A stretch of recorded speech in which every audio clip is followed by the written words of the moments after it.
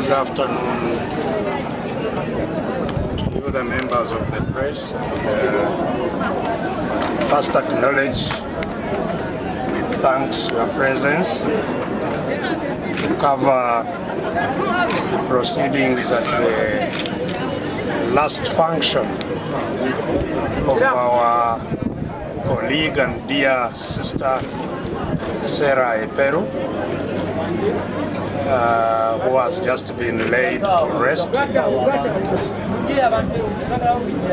Sarah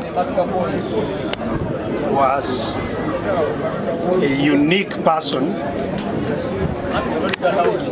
in being a natural leader with unbelievable courage and intelligence.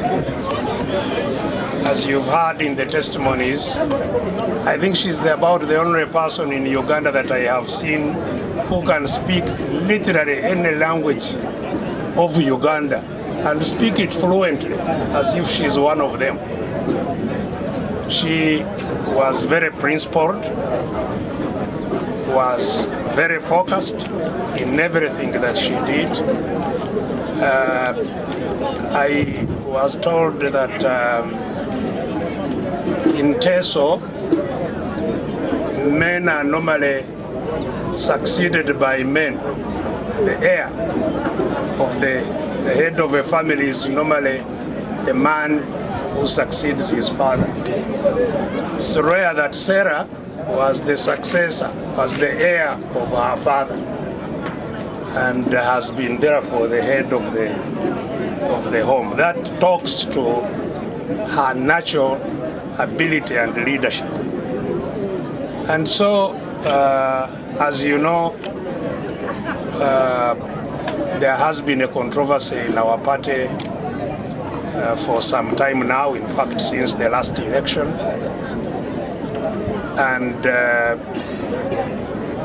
in that controversy, Sarah's position was very, very clear. She condemned what had happened. And her last touch with the party was very, very painful, not just to her, but to all of us and anybody who knew her, because she was already very unwell. She would only actually move with assistance of a chair. And she was driven to our headquarters at Najanankumbi. She was denied entry. Her driver was arrested and beaten. So she was helplessly left there because she couldn't move her. It was herself, it was the driver who could only move her. Eventually she pleaded that they give her even a place for convenience, for a short call. And they shouted at her that let her buy Pampers.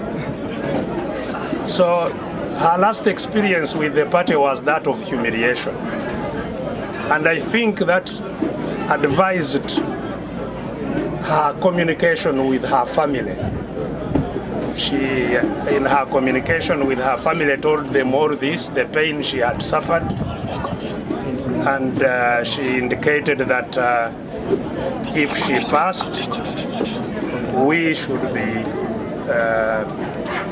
called in to give her the final send-off. This was not our making, it was her will, which was passed on to us by her family. And of course you have heard what has transpired since then. You know, they contacted one member of the family and offered to buy or to pay for the funeral services, A+. And the member of the family that was contacted graciously accepted the offer. But clearly they had no good intention, because when you make an offer to a deceased family, it's a contribution to the family. It's not, you don't attach conditions to it. So what happened is what you had again, the family report, that They went to Mulago and picked the body without the knowledge of the family and took it. And the family went to Mulago and couldn't find the body, and there was confusion. Eventually that was sorted out at the church service. The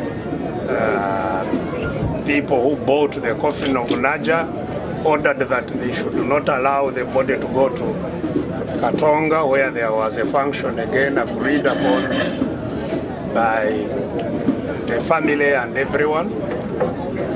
So until actually some of our members brought an alternative transport and said, where things are now, take your A+, give us our body so that we can give it the send-off that she will. And eventually, anyway, they came to Katonga, we had a function. Today, I didn't expect that there would be drama here. So we came, the program was proceeding well until the last moments when the commotion arose. Up to now, frankly, I don't know what the controversy is, because I have heard somebody say that they were protesting that they were not on the list to speak, but there was the two MPs who were, the local MP, the woman MP, were on the program to make speeches. My brother, the Honorable Patrick Amriat, was on the program to make a speech. So I really, up to now, don't know what the confusion was all about. I've been told that it seems the only thing was that they didn't want me to speak. If that was even the case, maybe they should have mentioned it, because as I said at Katonga, I said two things. First, that Sarah is no longer here. Sarah went away 1 week ago. She's not with us. This is a body. We are just talking to ourselves. We can talk to ourselves even if the body is not there. We can continue to talk to ourselves. And secondly, I said, you see, the reason all this arose is because our people think that you can service somebody when she's already dead. Burying somebody is not what we are doing today. It's looking after them when they are alive. And I think that was Sarah's protest, that she was not looked after when she was alive. She was humiliated when she was alive. And whatever humble contribution we made to her treatment, I think that is all that she was keen to honor in her death.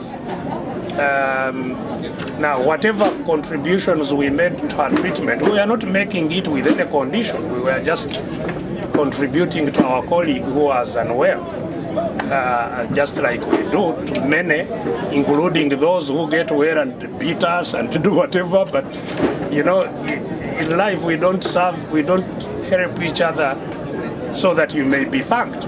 We help each other because it's the right thing to do. And so it's very sad. I'm very, very disappointed, and we are all disappointed that the event ended up as it has. This is our family. The Eperu family will forever be our family. Whether Sarah is there or not, we shall always connect with the family. Politics aside, as friends, Sarah was a friend to me, with or without politics, and the family will remain our friends and comrades, with or without politics. So the other sad thing maybe that I can comment on is the whole destruction of our mission. Because the mission of FDC is a liberation mission to end slavery in our country, because we are captives of Mr. Museveni and his family. That is the bottom line. He owns Uganda, he controls it like he wants. People are dying without health care when we pay huge amounts of taxes. You know, kids can't go to schools, and so there is an emergency we need to solve in our country. It's urgent. It's very, very urgent that we get out of this condition. So the worst thing that we can do to our country is to spend time bickering amongst ourselves rather than dealing with where the problem lies. And this is why, for me, I Rwanda Museveni. So it's not an FDC war. It's a Ugandan war of those who are oppressed. And the sooner we forget, you know, this is why I believe some of these are Museveni tactics to divert us from dealing with him. You know, confusing UPC, confusing DP, confusing NUP. Now they are in NUP, confusing NUP, so that we keep on arguing with each other. We are not focusing on where the problem lies. I hope that our brothers, all of us, can realize that FDC is not the solution to Uganda's problem. FDC alone will not solve Uganda's problem. So whether you call yourself Naja, Naja or Katonga or DP or NUP, the idea now must be to simply get together and deal with those who captured our country, so that we can live in a free country. You know, and there are now contradictions at different levels. I have a quarrel with many of our MPs now, because MPs seem to think that we are in politics as usual. Many of our MPs, when I see them, it seems like they think we are in politics as usual. This is not politics as usual. We are at war to get out of enslavement. And so it's not scoring, you know, whether you are on the list to speak or what. Even if I don't speak, I have many occasions to speak. You know, in the world, it's not that even here in Cologne, you come back and speak. I mount my own platform and talk.